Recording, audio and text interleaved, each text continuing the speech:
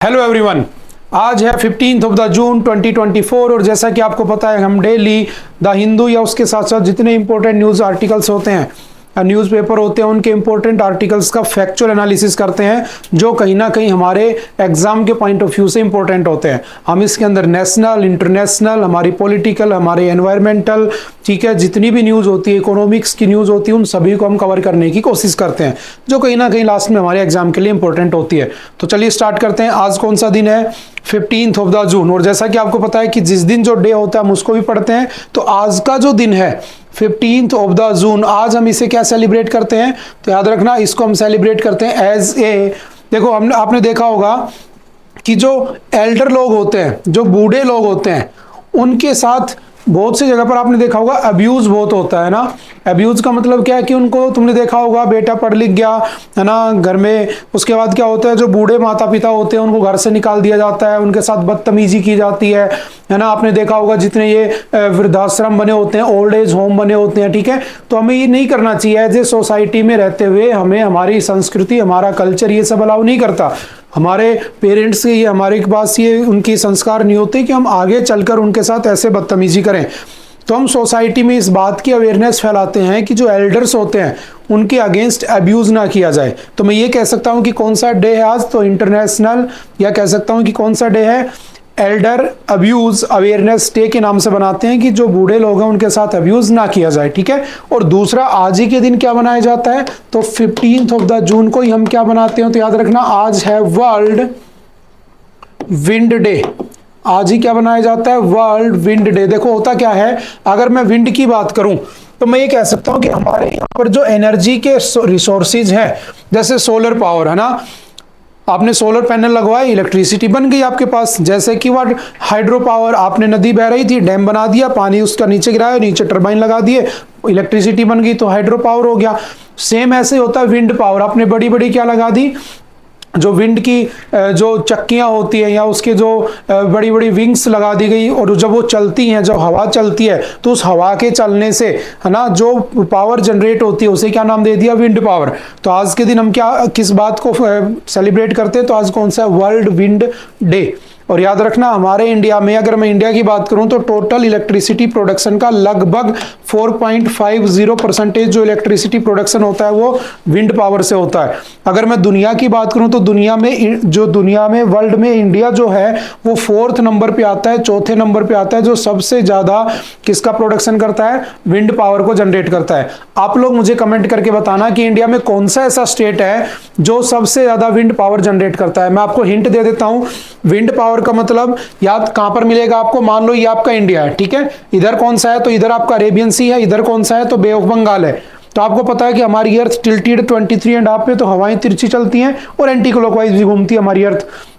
तो जब यहां से हवाएं चलती होंगी तो या तो यहां मिलेगा या यहां मिलेगा, तो या तो इधर के 5 स्टेट में से कोई एक होगा या इधर के 4 स्टेट में से एक होगा। तो आप मुझे कमेंट करके बताना कि क्या गुजरात है या महाराष्ट्र है, गोवा है, कर्नाटक है, केरल है, या फिर इधर से वेस्ट बंगाल, उड़ीसा और आपका आंध्र प्रदेश और तमिलनाडु, कौन सा ऐसा स्टेट है जिसमें सबसे ज्यादा मैक्सिमम इलेक्ट्रिसिटी जो है या मैक्सिमम विंड पावर का प्रोडक्शन होता है, ठीक है। उसके बाद चलते हैं हमारे आज के एडिटोरियल्स की तरफ, कौन कौन सी न्यूज हमारे लिए इंपॉर्टेंट है। तो देखो, Red Fort case, what are the standards for the awarding death sentence, the president's mercy power. देखो समझना इसको थोड़ा अच्छे से। मैंने कहा कि आपने कोई मर्डर किया, कोई क्राइम किया और आपको फांसी की सजा हो गई, तो आपको फांसी की सजा होने के बाद भी, डेथ सेंटेंस होने के बाद भी आपको माफ किया जा सकता है। और वो कौन कर सकता है? सिर्फ प्रेसिडेंट या फिर आपके स्टेट का गवर्नर। प्रेसिडेंट कैसे करेगा? तो आपके वहां पर एक आर्टिकल लिखा हुआ है कॉन्स्टिट्यूशन में, हमने प्रेसिडेंट के आर्टिकल्स में पढ़ा होगा, तो उसमें आर्टिकल 72 जिसमें कहा गया है कि हमारा जो प्रेसिडेंट होते हैं उनके पास 4 पावर होती हैं, 4 पार्डनिंग पावर होती हैं। तो आर्टिकल 72 किसकी बात करता है? Pardoning power. इसको समझना अच्छे से, फिर हम इसके ऊपर चलेंगे न्यूज पे क्या है। पार्डनिंग पावर की बात करता है, और पार्डनिंग पावर किसकी? प्रेसिडेंट की। और कितनी होती है? 4। पहला कौन सी होती है? तो प्रेसिडेंट जो है ना आपको कंप्लीट पार्डन दे सकता है। कंप्लीट पार्डन का मतलब है कि अगर आपको फांसी की सजा हुई है तो भी माफ कर सकता है, ठीक है। दूसरा क्या है? वो आपकी क्या कर सकता है? कैन रिड्यूस द पनिशमेंट, वो आपकी पनिशमेंट को कम कर सकता है। तीसरा क्या होगा उसमें? वो क्या कर सकता है? कैन पोस्टपोन द पनिशमेंट, वो आपकी पनिशमेंट को पोस्टपोन भी कर सकता है। और चौथा क्या आता है उसके अंदर, can change the nature of punishment, वो आपकी पनिशमेंट का नेचर बदल सकता है। ठीक है, सेल की आपको पनिशमेंट हुई है तो ऊपर में रख देगा, ऐसे आपको चेंज भी कर सकता है। लेकिन याद रखना, जब आप गवर्नर पढ़ते हो, article 161 governor of the state, उसके पास भी सेम पार्डनिंग पावर होती हैं, लेकिन उसके पास कंप्लीट पार्डन नहीं होता, ये तीन होती हैं। तो ये बस उसका बेसिक सा डिफरेंस है। बाकी सारी की सारी पार्डनिंग पावर जैसे प्रेसिडेंट के पास, वैसे आपके गवर्नर के पास आर्टिकल 72 और आपका आर्टिकल 161। अब समझना कि ये न्यूज क्या है। एक्चुअल में क्या हुआ था कि दिल्ली में रेड फोर्ट के अंदर, है ना, 22 ऑफ द दिसंबर 2000 को, है ना, 2000 की बात है, डेट का आप कंफर्म देख लेना, 22 दिसंबर 2002 को एक्चुअल में हुआ क्या था कि इसके अंदर कुछ टेररिस्ट घुस जाते हैं, किसके अंदर, रेड फोर्ट में, लाल किले में, और वहां पर गोलियां चलाते हैं। तो 3 जो लोग हैं उनकी डेथ हो जाती है। 2 होते हैं आपके आर्मड फोर्सेस के जवान होते हैं और 1 उसमें सिविलियन होता है ना, और उनकी तीनों की डेथ हो जाती है। बाद में जब उनको पकड़ा जाता है तो टोटल इस आदमी को मिलाकर 7 लोगों को कन्विक्ट किया जाता है। ये जो आदमी, ये कौन है, तो इसका नाम क्या है, मोहम्मद, इसको अच्छे से समझना, मोहम्मद आरिफ। ठीक है, इसको दिल्ली हाई कोर्ट के अंदर पनिशमेंट हो जाती है। ठीक है, 2008 में आगे चल के, और अभी तक ये लगभग 27 ईयर प्लस से किस में है, जेल में है, और 19 ईयर प्लस से किस बात की सजा पा रहा है, तो ये लगभग इस बात की सजा पा रहा है 19 प्लस ईयर से कि इसको, या मैं कह सकता हूं कि 20 प्लस ईयर से जेल में है, और इसके पास सजा किस बात की पा रहा है, तो सजा ये इस बात की पा रहा है कि इसको मतलब सेंटेंस टू डेथ दे रखा है, लेकिन अभी तक इसको मौत या फांसी हुई नहीं है। न्यूज़ बस यही है। तो हुआ क्या समझना, जब इसने अटैक किया उसके बाद इसके ऊपर केसेस चले, और धीरे धीरे अभी तक वो बार बार माफी मांग रहा होता है। अभी क्या हुआ, उसने जो पेटिशन लगाई थी अपने को माफ करवाने के लिए, पार्डन के लिए, उसको क्या किया गया, जो प्रेसिडेंट है द्रौपदी मुर्मू, उसने क्या कर दिया, उसको रिजेक्ट कर दिया। तो अब ये बात निकल के आती है कि क्या प्रेसिडेंट अगर उसको रिजेक्ट कर दे तो अब क्या करेगा, तो ये दोबारा से एक फ्रेश पेटिशन भी लगा सकता है। और याद रखना, अगर प्रेसिडेंट ने उसकी फांसी को अलाउ भी कर दिया या माफ भी कर दिया तो भी उसके बाद भी, ठीक है, या उसको मना भी कर दिया तो भी उसकी जुडिशियल रिव्यू को सुप्रीम कोर्ट देखता है। ऐसा नहीं कि जिसको मन में चाहे उसको फ्री कर दे। ठीक है, कि आप मान लो प्रेसिडेंट आपके रिश्तेदार है, आपने मर्डर कर दिया, आपको छोड़ देगा, वो किससे डील करेगा, कैबिनेट मिनिस्टर से, उनकी रिकमेंडेशन के बाद ही वो उसको छोड़ेगा। और ऐसा भी सुप्रीम कोर्ट का जजमेंट आ चुका है पहले, हम इसमें 2-4 जजमेंट को देखेंगे भी। ठीक है, तो ये जो अच्छा अभी आपने देखा होगा मोहम्मद आरिफ है, आपने एक मूवी देखी होगी, है ना, बाटला हाउस। उस बाटला हाउस में क्या होता है, जिन लोगों को मारा जाता है एक्चुअल में वो जो लोग होते हैं, है ना, उनमें से कुछ लोग इसी के साथी होते हैं जिनको वहां पर मारा जाता है आगे चल के 2008-9 के अंदर। ठीक है, तो पूरी कहानियां वही हैं। बस आपको इतना याद रखना है कि प्रेसिडेंट की एग्जाम के पॉइंट ऑफ व्यू से कि प्रेसिडेंट के पास कोई मर्सी पावर होती है तो बिल्कुल होती है, 4 होती हैं, गवर्नर के पास 3 होती हैं। ठीक है, और उसके बाद अगर आपसे पूछे कौन कौन से आर्टिकल, तो 72 एंड 161। ठीक है, और अगर पूछे कि अब अगर प्रेसिडेंट ने रिजेक्ट कर दिया तो क्या होगा, तो भी उसको क्या मिल सकती है, क्या मिलेगी उसको, हो सकता है कि दोबारा से फ्रेश पेटिशन लगा दी जाए, हो सकता है कि दोबारा से रिजेक्ट करके इसको फांसी भी दे दी जाए। ठीक है, उसको हम बाद में देखेंगे। अच्छा, अगर आपसे पूछे कि एज ए इंडियन सिटीजन, समझना, एज ए इंडियन सिटीजन आपके बहुत सारे राइट है, फंडामेंटल राइट आपको मिले हुए हैं, लेकिन मैं कह रहा हूं कि as a convicted Indian citizen या एज ए कन्विक्टेड पर्सन आपको, या मैं कह सकता हूं कि आपको जेल में डाल दिया गया, आप अभी मतलब आपके ऊपर मान लो कि किसी का क्राइम अभी प्रूफ नहीं हुआ है, ठीक है, लेकिन आप जेल में हो, ठीक है, आप अभी जेल में हो, आपके ऊपर ट्रायल चल रहा, आप अंडर ट्रायल हो, तो उस केस में आपको कौन कौन से फंडामेंटल राइट मिले हुए हैं, तो याद रखना उस केस में आपके पास 2 फंडामेंटल राइट है बेसिकली। पहला क्या होता है, तो पहला ये कौन सा है, आर्टिकल नंबर 20। तो देखो आर्टिकल नंबर 20 क्या कहता है, थोड़ा सा समझना, इसके बेसिकली देखा जाए तो 3 पार्ट है, 20 का 1, 20 का 2 एंड 20 का 3। सबसे पहला क्या कहता है, तो इसमें लिखा हुआ है नो एक्स फैक्टो लॉ। इसका मतलब क्या होता है समझना, कि मैंने जिस टाइम पर क्राइम किया था उस टाइम के हिसाब से जो पनिशमेंट थी वो मुझे मिलेगी, ना कि वो पनिशमेंट मुझे मिलेगी जब मैं पकड़ा गया। बात समझ में आ रही है कि मान लो आज किसी ने क्राइम किया और उसकी सजा है 10 साल और वो 20 साल बाद पकड़ा गया और सजा हो चुकी है 15 साल, तो उस केस में उसको सजा वही मिलेगी जो उसने क्राइम किया था उस समय उस पर्टिकुलर क्राइम की सजा थी। तो ये कौन सा हो गया? No ex facto law. दूसरा कौन सा है? तो दूसरा आपने देखा, दूसरा इसमें समझना no double jeopardy. What is no double jeopardy? तो इसको थोड़ा सा ध्यान से समझना। इसका मतलब यह है कि एक क्राइम की एक सजा नहीं हो सकती। जैसे समझना, इसका एक एग्जाम्पल है, सबसे अच्छा एग्जाम्पल कौन सा? राजीव गांधी। आप सभी जानते होंगे राजीव गांधी को, सबसे youngest prime minister of India रह चुके हैं। 21 मई 1991 को इनकी डेथ हो गई थी, इनका असैसिनेशन कर दिया गया था। ठीक है, अब समझना हुआ क्या था कि श्रीलंका के अंदर एक ग्रुप है लिट्टे, है ना, जो वहां पर श्रीलंकन गवर्नमेंट को बहुत परेशान कर रहा था। तो वहां के लोगों के लिए श्रीलंकन गवर्नमेंट ने इंडियन गवर्नमेंट से हेल्प मांगी। तो राजीव गांधी के टाइम पर एक ऑपरेशन किया गया जिसका नाम रखा गया ऑपरेशन पवन। और हमारी इंडियन आर्मी पहली बार कहां जाती है? श्रीलंका 1987 में। और जितने भी लिट्टे के लोग थे उनको मार दिया गया।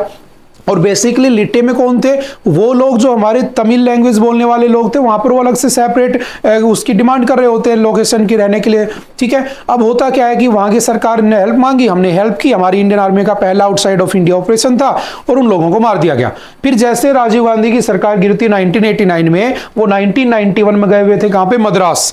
और वहां पर वो वोटिंग के लिए क्या कर रहे थे? प्रचार कर रहे थे। तभी क्या होता है, कंपेनिंग कर रहे थे, तभी एक लड़की आती है, उनको माला पहनाती है, खुद ह्यूमन बॉम्ब बन के आती है, बटन दबाती है, दोनों मर जाते हैं, दोनों के चित्रे उड़ जाते हैं। अब उसके बाद इसका ढूंढा जाता है कि भाई इसके पीछे हाथ किसका है, तुम एक्स प्राइम मिनिस्टर को कैसे मार सकते हो? तो उसके बाद पता चला कि जो लिट्टे के ग्रुप थे उनको पकड़ा गया, उन लोगों को पकड़ा गया, उन सभी को दे दी 1998 में आपके मद्रास हाईकोर्ट ने फांसी की सजा दे दी।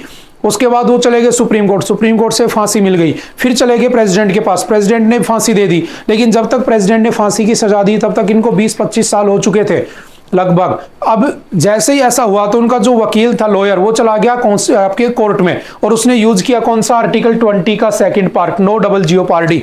उसने कहा कि भाई एक क्राइम की एक सजा होनी चाहिए।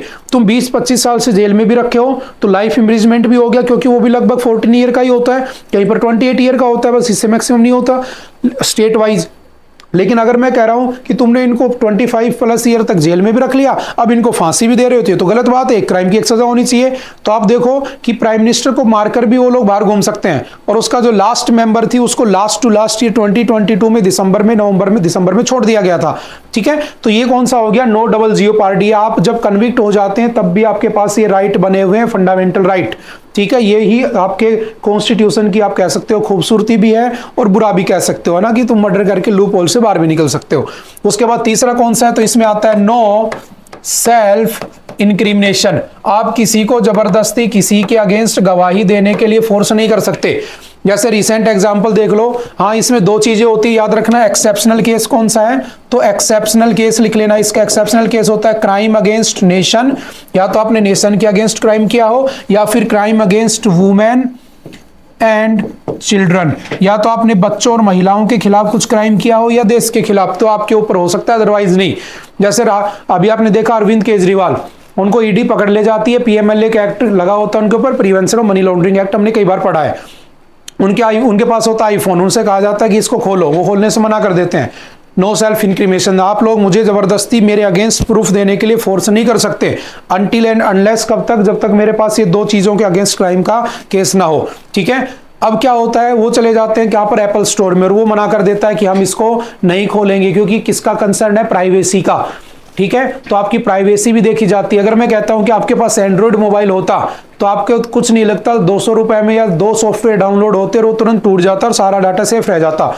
अब बात आती है कि वो खुद भी तो कर सकते थे, लेकिन याद रखना, अगर एप्पल के मोबाइल में कोई बाहर से उसको ब्रेक करवाता है तो सारा डाटा इरेज हो जाएगा, मोबाइल आपका फ्रेश हो जाएगा, आप चला सकते हो, लेकिन वो सारी इंफॉर्मेशन वाइप आउट हो जाएगी जो उसमें थी।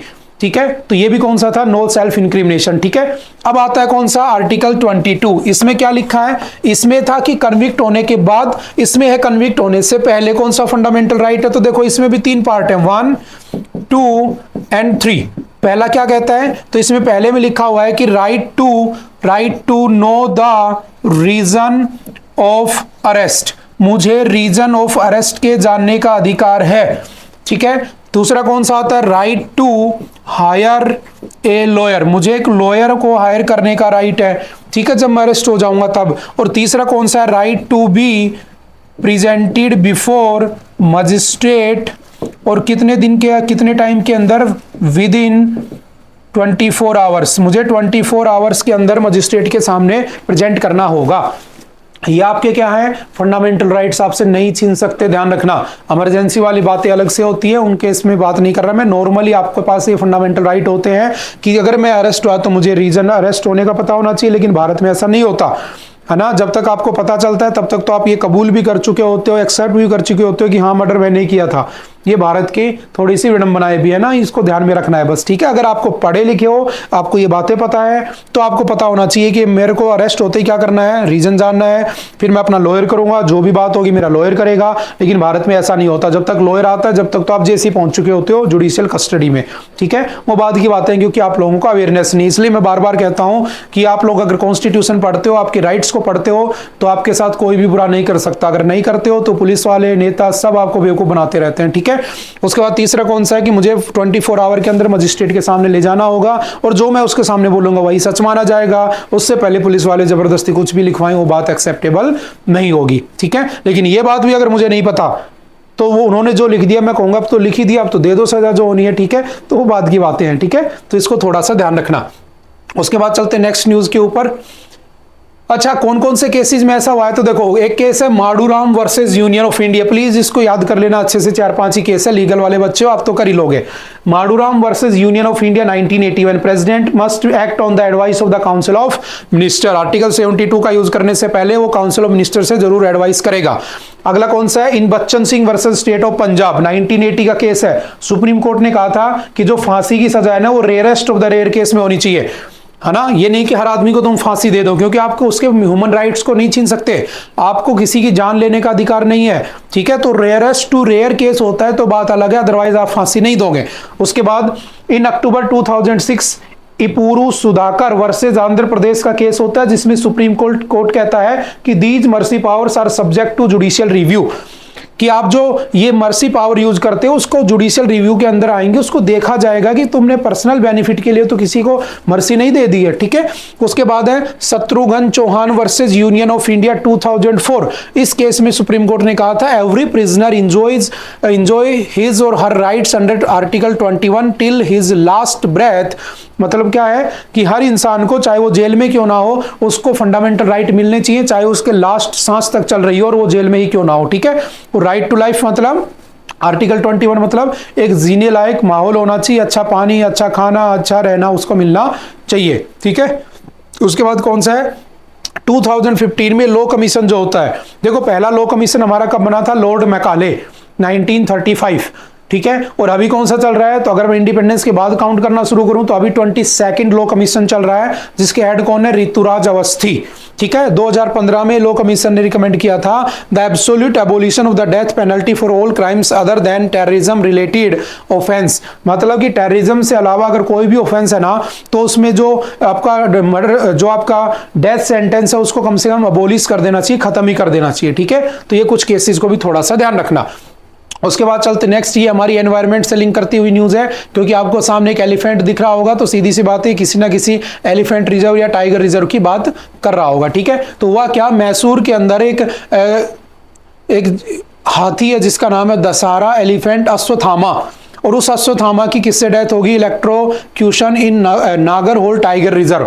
देखो जो नागरहोल टाइगर रिजर्व है एक्चुअल में कहां पे है, तो कोडागू डिस्ट्रिक्ट या मैसूर डिस्ट्रिक्ट दोनों में फैला हुआ है, ठीक है। आपका ये जो है इसी का दूसरा नाम क्या है, राजीव गांधी नेशनल पार्क भी कह देते हैं, ठीक है। उसके बाद ये किसका पार्ट है, तो नीलगिरी बायोस्फीयर रिजर्व का भी पार्ट है, ठीक है। और नागरहोल रिवर इसके अंदर से फ्लो करती है, इसका नाम है नागरहोल टाइगर रिजर्व। अब समझना बेसिकली इंडिया में अगर बात करें टोटल, देखो अगर मैं आपसे कहूं बेसिक सी बात कि ये हमारा इंडिया है, ठीक है, ये मैंने कहा वेस्टर्न घाट है, ये मैंने कहा आपकी ईस्टर्न घाट है, ये जहां मिलती हैं वहां पर क्या बनती है, नीलगिरी, ठीक, क्या बनती है, नीलगिरी, ठीक है। और इस नीलगिरी के यहाँ पर एक माउंटेन रेंज है कार्डामोन हिल्स, जहाँ इलायची होती है, इलायची की पहाड़ियां, इधर पालनी हिल्स और इधर अन्ना लूदी हिल्स जाती हैं। और ये जो नीलगिरी है ये बेसिकली नीलगिरी टाइगर रिजर्व जो है 3 स्टेट में फैला हुआ है, ध्यान रखना। आपका कर्नाटक में भी है, केरल में भी है और आपके साथ साथ तमिलनाडु, इन तीनों स्टेट में ये फैला हुआ है, नीचे के तीनों स्टेट में, ठीक है। और उसी का पार्ट क्या है इसके अंदर, ये आपका नागरहोल टाइगर रिजर्व। अब समझना कि बायोस्फीयर रिजर्व क्या होता है। मैं हालांकि हम बहुत बार पढ़ चुके हैं, हमने क्लासरूम में एनवायरनमेंट की जब हमारी क्लास होती है उसमें हम यही सब पढ़ते हैं ना, ये जितने भी biosphere reserve, tiger reserve, elephant reserve जो भी होते हैं, ठीक है, नेशनल पार्क, ये सब। फिर भी थोड़ा सा ध्यान रखना, नेशनल पार्क वो होता है, मैं छोटी सी डेफिनेशन समझा देता हूं।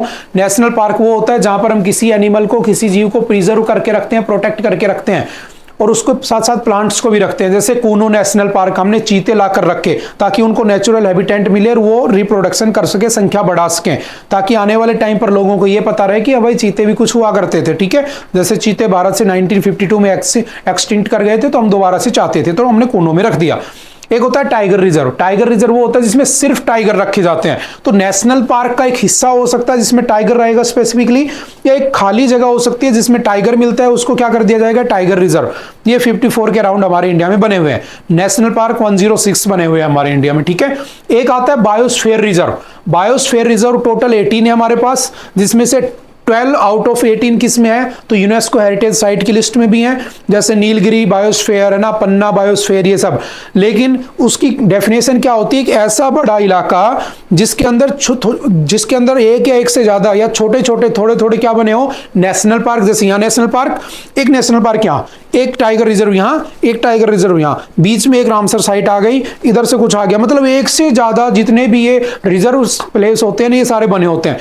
मतलब एक बहुत बड़ा इलाका है जंगल का, जिसके अंदर एक कोने में अलग नेशनल पार्क है, दूसरे कोने में अलग नेशनल पार्क है, इधर अलग टाइगर रिजर्व है, इधर अलग है, तो उसको कंबाइंडली क्या कह दिया मैंने, बायोस्फीयर रिजर्व। और ये इंडिया में 18 है, ध्यान रखना। सबसे पहला 1986 में बना होता है कौन सा, आपका नीलगिरी बायोस्फीयर रिजर्व, ठीक है। और इसी का पार्ट है कौन सा, आपका नागरहोल टाइगर रिजर्व, जिसके अंदर किसकी डेथ हो गई, इस हाथी की, अश्वत्थामा की डेथ हो गई। तो ये थोड़ा बहुत न्यूज में आ गया, तो इसको थोड़ा सा एनवायरमेंट के पॉइंट ऑफ व्यू से याद रखना, ठीक है। बाकी हम बार बार पढ़ते भी रहते हैं चीजों को। जैसे भारत में टाइगर रिजर्व कौन कौन से, तो बहुत सारे बने, राजाजी, कॉर्बेट, पीलीभीत, दुधवा, वाल्मीकि, बुक्शा, मानस, औरंग, है ना, काजीरंगा, ये सब इसमें लिस्ट बनी हुई है, ठीक है। तो सबको नहीं रटना, कोई न्यूज में रहता है तो हम उसको याद कर लेते हैं, बेसिकली हम ऐसा ही इसको ही फॉलो करते हैं, ठीक है। उसके बाद चलते हैं next. Indian army receives first batch of the indigenous suicide drones Nagastra. देखो व्हाट इज नागास्त्रा, इसका नाम है नागास्त्रा, ठीक है, नाग प्लस अस्त्र। और ये एक ऐसा है जो आप देखो, इसका दूसरा नाम क्या समझना, इसको कामिकेज ड्रोन कहते हैं, केडी।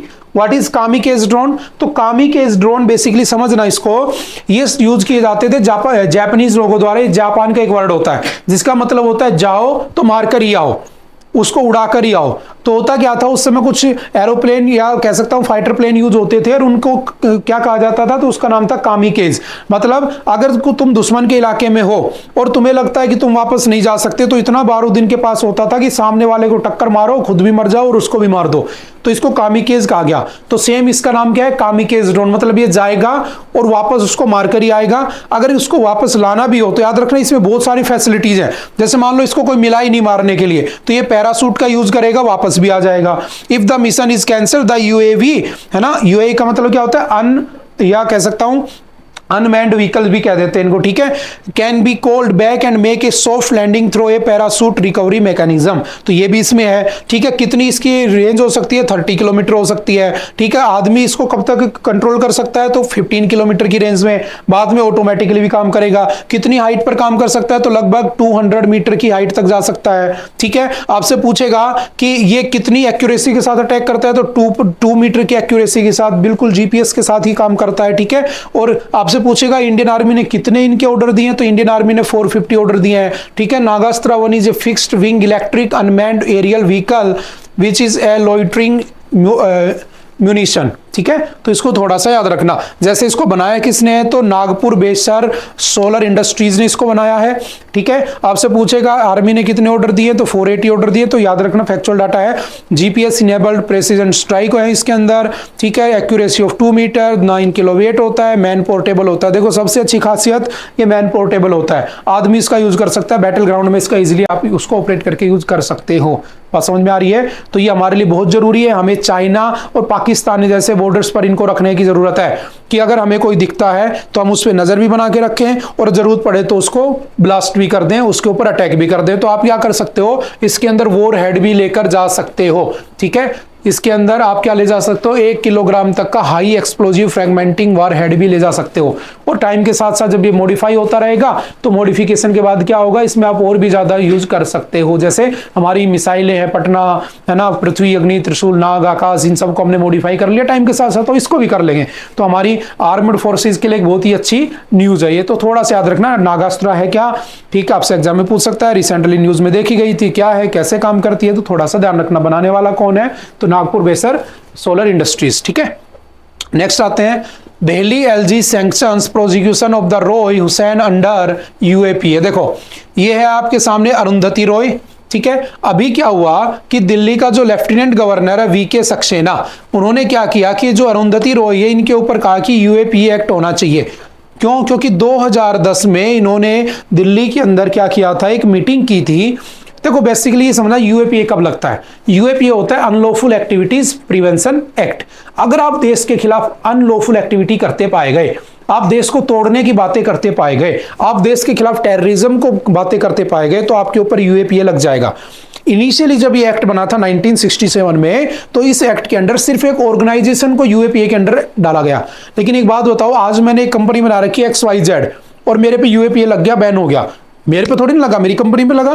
कल को मैं क्या करूंगा, YZX के नाम से कंपनी खोल दूंगा और काम मैं वही करूंगा।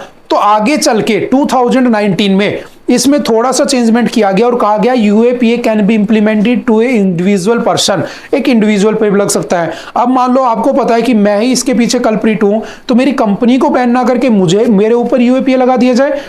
तो ऐसा करके क्या किया गया, इसमें अमेंडमेंट कर दिए गए। ठीक है, तो एक्चुअल में समझ गए ना क्या होता है कि जो अनलॉफुल एक्टिविटीज आप करते हो देश के खिलाफ, उनके लिए आपको यूएपीए लग सकता है।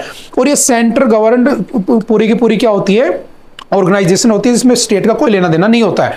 ठीक है, अब समझना इसमें क्या हुआ। ये जो अरुंधति रॉय है, ये जर्नलिस्ट है, इन्होंने क्या किया था कि 2010 में एक स्पीच दी होती है जिसमें इन्होंने प्रोपेगेंडा अपनाया था separation of the Kashmir from India, और उन्होंने पीछे बैनर लगाया था आजादी, मतलब हमें आजादी चाहिए भारत से। तो उस केस में इनके ऊपर अब यूएपीए लगाया जाएगा। और उनके साथ जो आप ये पर्सन देख रहे हो, जो हुसैन है ना, इनको भी क्या किया जाएगा, यूएपीए के अंडर डाला जाएगा। ठीक है, अच्छा यहां पर देखा आपने, ये कौन है, तो आपने देखा होगा कि जो जैसे मोहम्मद है, ठीक है, या सॉरी जैसे मोहम्मद नहीं, लश्कर ए तैयबा, जो लश्कर ए तैयबा है या लश्कर ए तैयब जो है आपका, सॉरी, इसको कौन चलाता है, तो ये चलाते हैं।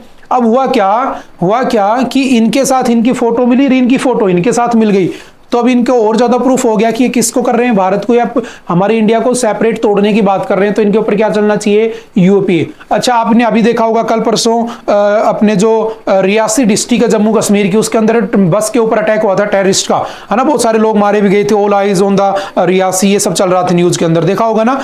तो उसके अंदर भी किसका हाथ था, तो उसके अंदर टीएफआर का हाथ था। टीएफआर क्या होता है, टीआरएफ। टीआरएफ कौन सा ग्रुप है, तो टीआरएफ, द रेजिस्टेंट फ्रंट। ये जो टीआरएफ है ना, ये एक्चुअल में किसकी है, तो इन्हीं की है, लश्कर ए तैयब। ठीक है, और यही उनको गवर्न करते हो। तो ये हमारे जम्मू कश्मीर का एक लोकल टेररिस्ट ग्रुप है, जो हमारे इंडिया में मैं कह सकता हूं कि हमारे यहां पर लोगों को या डिस्टर्ब करके, आर्म्ड फोर्सेस को डिस्टर्ब करके जम्मू कश्मीर के इंडिपेंडेंस के लिए सब एक्टिविटीज, अनलॉफुल एक्टिविटीज करते रहते हैं। ठीक है, तो अभी बस इतना समझ लेना कि इसके ऊपर ये एक्ट लगने की बात हो रही है, अरुंधति रॉय। अब होता क्या है यूएपीए, उसको थोड़ा सा समझ गए ना, बेसिक सी न्यूज क्या है। अब हुआ क्या इसके अंदर, तो इसको थोड़ा समझना, यूएपीए होता क्या है, तो आप समझना 1967 में आया था। ठीक है, ये आता किसके लिए है, तो prevention of the unlawful activities by both individual and the groups to combat terrorism. ठीक है, आपसे पूछेगा कितने दिन लगते हैं इसमें चार्जशीट में, तो 180 डेज। तो देखो होता क्या है, आपको 180 दिन के लिए, तो 180 डेज के लिए तो 6 महीने के लिए जेल में रहना पड़ेगा, कोई बेल वेल नहीं मिलने वाली आपको। अगर उसके बाद आपके ऊपर कोई चार्जेस नहीं होते हैं तो आपको छोड़ा जा सकता है। तो कई बार सरकार इसका मिसयूज भी करती है। मैंने आज से 2 महीने पहले आपको द हिंदू में पढ़ाया था, जम्मू कश्मीर के 2 नेता थे, 2 लोग थे, जिनको यूएपीए के अंडर जेल में डाल दिया था, बाद में छोड़ दिया गया क्योंकि कुछ मिला ही नहीं उनके खिलाफ। तो सुप्रीम कोर्ट कई बार कह चुकी है कि सेंटर क्या कर रही है, ये जो ऑटोनॉमी होती है ना बॉडी की, उसको मेंटेन नहीं रख रही है, उसका मिसयूज कर रही है। ये सेपरेट एक इंडिविजुअल बॉडी होनी चाहिए, लेकिन सरकार अपने फायदे के लिए, सेंट्रल गवर्नमेंट पावर्ड होती है ये, तो सेंट्रल गवर्नमेंट अपने बदले लेने के लिए, अपना किसी के साथ भी दुश्मनी निकालने के लिए इसका मिसयूज भी करती है, बहुत बार करती पाई गई है।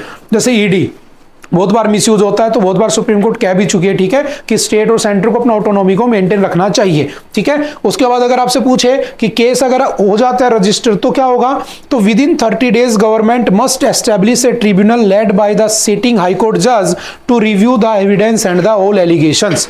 और अगर उसके बाद ये गिल्टी पाया गया तो सजा, नहीं तो उसके बाद इसको छोड़ दिया जाएगा, ठीक है। आपसे पूछेगा इसकी पावर किसके पास होती है, तो विद इन सेंट्रल गवर्नमेंट। और पूछेगा क्या पहले इसमें टेररिज्म था, तो टेररिज्म पहले नहीं था, हमने 2004 में इसमें अमेंडमेंट करके टेररिज्म को जोड़ा होता है। और हमने 2019 में इसके अंदर क्या जोड़ा कि किसी इंडिविजुअल पर्सन के ऊपर भी क्या लग सकता है, यूएपीए लग सकता है। समझ गए? तो आई होप कि ये इतनी बातें आपको समझ में आई होंगी। उसके बाद चलते नेक्स्ट, द तंबाकू एपिडेमिक इन इंडिया। देखो ये बहुत अच्छी न्यूज है, हमने कुछ दिन पहले भी इसको पढ़ा था, ये दोबारा से न्यूज में देखने को मिली। देखो है क्या, तंबाकू एपिडेमिक मतलब क्या है कि भारत सबसे ज्यादा तंबाकू का यूज करता है, ठीक है। अगर मैं बात करूं दुनिया में सबसे ज्यादा चाइना और दूसरे नंबर पे भारत।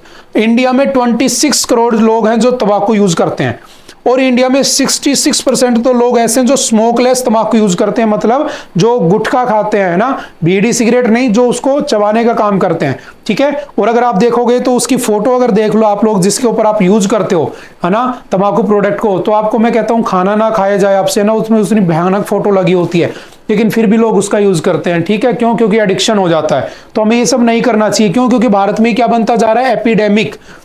देखो मैंने एक बार पहले भी समझाया था, एक होता है पेंडेमिक जो पूरे दुनिया भर में फैल जाए, एक होता है एपिडेमिक एक किसी पर्टिकुलर रीजन में, जैसे इंडिया पाकिस्तान किसी एक में, एक होता है एंडेमिक जो इंडिया में किसी शहर में, फिर पाकिस्तान किसी शहर में, है ना, अमेरिका किसी शहर में, ब्राजील के किसी शहर में, पूरी दुनिया में थोड़ी थोड़ी जगह फैला हो। एंडेमिक एक रीजन में कंप्लीटली फैल गया हो तो क्या कहोगे, एपिडेमिक। और पूरी दुनिया में फैल गया हो तो पेंडेमिक। तो ये इंडिया में क्या बन चुका है, एपिडेमिक बन चुका है। और इससे साल भर में, पूरे साल में 1.35 मिलियन डेथ होती है इंडिया के अंदर। और लोगों को जब कैंसर हो जाता है तो कैंसर के इलाज के लिए लगभग पूरे साल भर में भारत के लोग लगभग 1.7 लाख करोड़ रुपए हेल्थ के ऊपर खर्च कर देते हैं, जिन लोगों को कैंसर वगैरह हो जाता है इसकी वजह से, इनकी जो बीमारियां होती हैं, लंग्स खराब हो गए किसी का कुछ किसी का कुछ। तो हमारे लिए बहुत बड़ी प्रॉब्लम है कि हमें इसको रिजोल्व करना चाहिए। और कैसे रिजोल्व करना चाहिए, हमें पीना छोड़ देना चाहिए, खाना छोड़ देना चाहिए, सिंपल सी बात है। अब कहोगे कि कैसे छोड़ दें, 60 लाख लोग जो हैं, 60 लाख लोग ये इसमें काम करते हैं इस सेक्टर में, वो भूखे मर जाएंगे। तो बहुत सारे लोग तो यही एक्सक्यूज देते हैं, उनसे कह दो दारू पीना छोड़ दो, सिगरेट पीना छोड़ दो, तो कहेंगे कि अगर हम छोड़ देंगे तो फैक्ट्रियों में जो काम कर रहे हैं उनके बच्चे भूखे मरेंगे।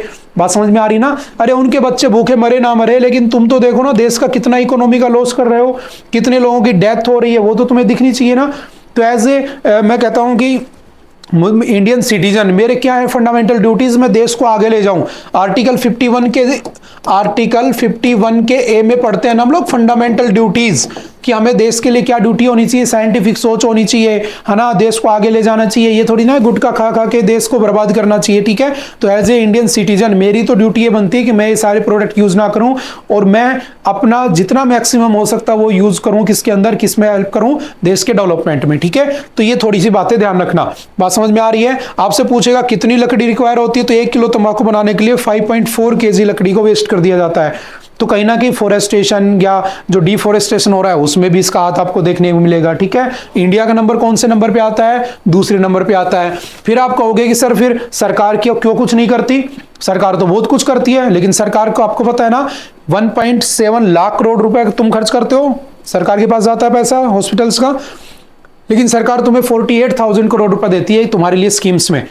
तो क्या ही मतलब रह गया? बात समझ में आ रही ना? हमें खुद से छोड़ना चाहिए, कहने का मतलब ये है, ठीक है। आर्टिकल 21 एक हेल्दी लाइफ सरकार भी दे, एक हेल्दी लाइफ हम भी जिए, ठीक है। आपने पढ़ा होगा डीपीएसपी का एक आर्टिकल होता है, कौन सा, आर्टिकल नंबर 47। और आर्टिकल 47 क्या कहता है, ये कहता है कि हमें इंजूरियस टू हेल्थ जो प्रोडक्ट है उनका यूज नहीं करना चाहिए ना, बीड़ी तंबाकू ये सब। आपने देखा होगा अभी रिसेंटली तेलंगाना स्टेट ने क्या किया, उनके बाइंग सेलिंग प्रोडक्शन सब पे बैन लगा दिया। हर स्टेट को ऐसा करना चाहिए, लेकिन नहीं कर सकता, क्योंकि मैक्सिमम पैसा यहीं से आता है ना, मैक्सिमम पैसा लीकर से आता है ना, इन्हीं प्रोडक्ट से आता है। इसलिए गुजरात और बिहार में तो बंद है, बाकी हर स्टेट में दारू चालू है, ठीक है, क्योंकि वो डीपीएसपी में लिखा है, चाहे तो करे चाहे तो ना करे। ये भी याद रखना, हम बहुत बार पढ़ चुके हैं डीपीएसपी को, ठीक है। कौन कौन से एक्ट हैं, जैसे सिगरेट एक्ट 1975, इसमें लिखा है कि भाई स्मोकिंग इंजूरियस टू हेल्थ है, मत यूज करो, लेकिन सब करते हैं, ठीक है। द सिगरेट एंड अदर तंबाकू प्रोडक्ट एक्ट कोटपा कब आया था? 2003। उसके बाद WHO ने एक फ्रेमवर्क तैयार किया था, कन्वेंशन ऑन तंबाकू कंट्रोल FCTC 2005। इसमें 168 सिग्नेटरी कंट्रीज हैं, जिनके अंदर इंडिया भी इसका एक पार्ट है, इस बात को ध्यान रखना। फिर आता है food safety and standard authority of India FSSAI। ये क्या करती है? 2006 में एक्ट आया था, 2008 में बनी थी। ये कहती है तंबाकू एंड निकोटीन जो है ना वो can not be used in the food product. लेकिन आपने देखा होगा कि तंबाकू और निकोटीन मत यूज करो, लेकिन ये तो कार्सिनोजेनिक प्रोडक्ट यूज कर रहे थे, पेस्टिसाइड यूज कर रहे थे, हम लोगों को अब मसालों के अंदर कैंसर वाले प्रोडक्ट खिला रहे थे, है ना। ये यूरोपियन यूनियन जैसे देशों ने बैन भी कर दिया था, वो बात की बात है, ठीक है। लेकिन याद रखना, हाँ ये भी कहता है कि खाने पीने में निकोटीन और तंबाकू यूज नहीं होना चाहिए, ठीक है। उसके बाद कौन सा है? Cable television network amendment act 2000। इसमें कहा गया कि भाई आप क्या करोगे? Prohibited transmission of the advertisement on the तंबाकू एंड द लीकर। लेकिन तुमने देखा होगा भारत के बड़े बड़े क्रिकेटर्स, बड़े बड़े एक्टर्स आपके सामने आएंगे और आपको ऐसे इशारा करेंगे, है ना, विमल पान मसाला। अब वो ये नहीं कह रहे कि भाई इसके अंदर वो है तंबाकू है, वो कहेंगे आपको सिर्फ क्या इसमें हेल्दी पान है ना। लेकिन याद रखना इसमें बैन है कि आप ऐसे प्रोडक्ट को नहीं यूज कर सकते, लेकिन फिर भी वो करते हैं, कह देते हैं हम तो इलायची का प्रमोशन कर रहे थे। देखा होगा ना IPL के टाइम पर या अभी जितने क्रिकेटर्स बड़े बड़े इस चीज को प्रोमोट करते पाए जाते हैं। लेकिन याद रखना कौन से एक्ट के अंडर बैन है, तो इस एक्ट के अंडर बैन भी है, ठीक है। उसके बाद prevention and control of the pollution act, आपका जो एयर पोल्यूशन है उसका एक्ट कब आया था? 1981। उसमें भी स्मोकिंग बंद है, क्यों? क्योंकि स्मोकिंग से एयर पोल्यूशन होता है, ठीक है। उसके बाद मोटर व्हीकल्स एक्ट 1988। आप गाड़ी चलाते हो ना, तो गाड़ी चलाते चलाते तो पी लो, लेकिन smoking illegal in the public vehicles. लेकिन आप बस में जा रहे हो और वहां पे बीड़ी सिगरेट पी रहे हो तो आपको जेल हो सकती है, ठीक है। क्योंकि कौन से एक्ट में है? मोटर व्हीकल्स एक्ट 1988 में। तो ये कुछ सरकार के काम है जो सरकार तुम्हें तंबाकू यूज करने से रोकती है, लेकिन सब ये टेम्परेरी है। क्योंकि जितने एक्ट तुम पढ़ रहे हो ना, इन एक्ट में जो मैक्सिमम सजा है वो 5000 रुपए का फाइन है एक बार में, तो क्या ही फर्क पड़ता है, ठीक है। और समझ में आ रही है ना। अगला है नेशनल तंबाकू कंट्रोल प्रोग्राम, कब चला था? 2008 में, कि हमें नहीं यूज करना चाहिए। चलो मुझे कमेंट करके बताओ, हमने कुछ दिन पहले पढ़ा भी था कि कौन से डे को इंटरनेशनल तंबाकू डे बनाया जाता है, तंबाकू प्रिवेंशन डे बनाया जाता है, ठीक है, कि हमें तंबाकू नहीं यूज करना चाहिए, कौन से डे को बनाते हैं, ठीक है। ये आप लोग मुझे कमेंट करके बताओगे। उसके बाद चलते next. Law ministry plans to place report on simultaneous polls before cabinet at the earliest. देखो आपने सुना होगा 1 नेशन 1 इलेक्शन। क्या आपको लगता है कि 1 नेशन 1 इलेक्शन होना चाहिए? अगर लगता है कि 1 नेशन 1 इलेक्शन होना चाहिए तो कैसे होना चाहिए? देखो 1 नेशन 1 इलेक्शन का मतलब है जब लोकसभा में इलेक्शन हो तभी हर स्टेट की असेंबली के इलेक्शन हो जाए। लेकिन हर स्टेट की असेंबली के इलेक्शन कैसे कराओगे? हर जगह अलग अलग टाइम पे इलेक्शन होते हैं। ये जरूरी नहीं है कि वो कोई सरकार 5 साल चल पाए नहीं चल पाए। और अगर मान लो हो भी गया तो सेंटर में जो पार्टी है उसका डोमिनेंस रहेगा हर पूरे देश के अंदर, तो उसी की मेजोरिटी में पार्टियां बनने के ज्यादा चांस रहेंगे, तो हेल्दी डेमोक्रेसी नहीं रह पाएगी, पहला पॉइंट, ठीक है। दूसरा पॉइंट, अगर बीच में कोई सरकार टूटती है तो फिर बीच बीच में इलेक्शन कराने पड़ेंगे, तो ऐसा पॉसिबल ही नहीं हो पाएगा। बात समझ में आ रही है ना। लेकिन याद रखना 1 नेशन 1 इलेक्शन अगर कराया जाए तो कौन सी रिपोर्ट इस बात की रिकमेंडेशन करती है कि भाई बनाना चाहिए? तो याद रखना कौन सी कमेटी थी, उस कमेटी को लीड कौन कर रहे थे? रामनाथ कोविंद कमेटी। रामनाथ कोविंद कौन है? हमारे एक्स, या हमारे क्या कह सकता हूं कि पहले क्या थे, हमारे प्रेसिडेंट थे, प्रेसिडेंट ऑफ इंडिया, ठीक है। इन्होंने कमेटी बनाई और उन्होंने रिपोर्ट दी कि 1 इलेक्शन 1 नेशन 1 इलेक्शन होना चाहिए। और इन्होंने कहा कि कम से कम अगर ऐसा करना है ना तो 18th कॉन्स्टिट्यूशनल अमेंडमेंट करने होंगे पूरे कॉन्स्टिट्यूशन में, तब जाकर आप 1 नेशन 1 इलेक्शन कर पाओगे। लेकिन ऐसा पॉसिबल ही नहीं है। कहो कैसे पॉसिबल नहीं है? ऐसे नहीं है कि जब कॉन्स्टिट्यूशनल अमेंडमेंट होता है, आपको पता है 3 तरीके से होता है कॉन्स्टिट्यूशनल अमेंडमेंट, है ना। आर्टिकल 368 में लिखा हुआ है। पहला क्या होता है? सिंपल मेजोरिटी से। सिंपल मेजोरिटी मतलब 50% की मेजोरिटी से काम चल जाएगा। एक होता है कौन सा? 2/3 मेजोरिटी, और एक होता है 2/3 मेजोरिटी प्लस हाफ स्टेट्स की तुम्हें क्या चाहिए? परमिशन चाहिए। और इन दो से जो अमेंडमेंट होता है वही 368 में काउंट होता है, इसको नहीं करते हैं, ठीक है। अब मैंने कहा कि अगर आपको इसमें अमेंडमेंट करना है, 18th बार करना है, तो 2/3 की मेजोरिटी चाहिए। लेकिन 2/3 की मेजोरिटी कितनी होती है? 543, है ना, इंटू 2/3। तो अगर मैं इसको निकालना चाहूं तो कितने पे कितना हो जाएगा? लगभग कितनी सीटें निकल के आएंगी आपकी? तो 543 को 2/3 करोगे तो लगभग, इसमें थोड़ा सा मैथ लगा लेना, कितना हो जाएगा? 1, उसके बाद 8 1, और इसको करूं तो 2 6 और कितना हो जाएगा 3, मतलब 362 सीट तो तुम्हें कम से कम चाहिए, है ना। देख लेना इसको ना, मैथ मेरी कमजोर है, ठीक है। जैसे ही कहा ऐसा नहीं है, ठीक है। 362 सीट चाहिए। अब सोचो क्या हमारी रूलिंग पार्टी के पास 362 सीटें हैं क्या? 240 है। अगर मैं अलायंस की बात करूं, कोalition गवर्नमेंट की, तो भी 293 है। तो मतलब इनको अगर ये ऐसा करना भी होगा तो किससे हेल्प लेनी पड़ेगी? अपोजिशन से। लेकिन अपोजिशन तो हमेशा अपोज करेगा। तो ऐसा है कि अभी मुझे नहीं लगता है, या इस मैसेज में यही बताया गया है कि ऐसा अभी पॉसिबल नहीं है कि ये लोग वन नेशन वन इलेक्शन कर पाएंगे। इसके बेनिफिट्स भी हैं, पैसा बचेगा, इलेक्शन कमीशन का टाइम बचेगा, एक बार में सारे इलेक्शन हो जाएंगे, है ना। सारी वर्किंग एक बार में खत्म हो जाएंगी, ठीक है। जो सरकारें वो दूसरे काम में लग जाएंगी, ठीक है। नरेंद्र मोदी जी को बार बार हर स्टेट के लिए अपनी रैली नहीं करनी पड़ेंगी, वो देश के लिए कुछ थोड़ा काम कर पाएंगे, ठीक है। क्योंकि मैक्सिमम जो पीएम, ऐसे पहले पीएम जिन्होंने सबसे ज्यादा रैलियां की हैं इलेक्शन की, वो भी हमारे नरेंद्र मोदी जी है। तो अगर एक टाइम पे वन नेशन वन इलेक्शन हो जाएगा तो एक ही बार की रैलियों में सारे काम हो जाएंगे, ठीक है। बात समझ में आ रही है ना। तो ये कुछ बेनिफिट भी है, कुछ नुकसान भी है, तो थोड़ा सा ध्यान रखना, ठीक है। कुछ पॉइंट याद रखना जो मैंने अभी बताए आपको, ठीक है। उसके बाद चलते next. CIC upholds response to RTI query on presidential assent. देखो हुआ क्या, अभी किसी ने एप्लीकेशन लगा दी और कहा कि मुझे यह जानना है कि जो इससे पहले प्रेसिडेंट था ना आपके रामनाथ कोविंद, उनके पास कितने बिल आए थे और कितने बिल को उन्होंने रिवर्स कर दिया था कि भाई इसको मैं अभी पास नहीं करूंगा। और इसको RTI लगाया तो RTI डिपार्टमेंट ने इसको डिक्लाइन कर दिया कि हम ये इंफॉर्मेशन नहीं देंगे। तो ये न्यूज में आ गया। अब आप कहोगे कि सर RTI तो हर इंफॉर्मेशन देगा, हाँ हर इंफॉर्मेशन देगा, लेकिन कुछ हो सकता है कि कुछ इंफॉर्मेशन ऐसी हो जो आपके जानने लायक ना हो, तो आपको ना भी दे। बात समझ में आ रही है। तो यहां से बस तुम्हें क्या पढ़ना है, CIC चीफ इंफॉर्मेशन कमिश्नर। याद रखना जो राइट टू इंफॉर्मेशन RTI कब आया था, RTI 12 अक्टूबर 2005। और 12 अक्टूबर को क्या बनाते हो, नेशनल इंफॉर्मेशन डे के नाम से भी बनाया जाता है, ठीक है। आपसे पूछेगा इसमें टोटल मेंबर कितने होते हैं, तो 11, 1 होता है हेड और 10 होते हैं अदर मेंबर। इनकी अपॉइंटमेंट कौन करेगा, प्रेसिडेंट। लेकिन रिकमेंडेशन कौन करेगा, तो एक कमेटी बनी होगी जिसमें कौन होगा, प्राइम मिनिस्टर होगा, लीडर ऑफ अपोजिशन होगा लोकसभा में, जो अभी राहुल गांधी को अपॉइंट कर दिया गया है, ठीक है।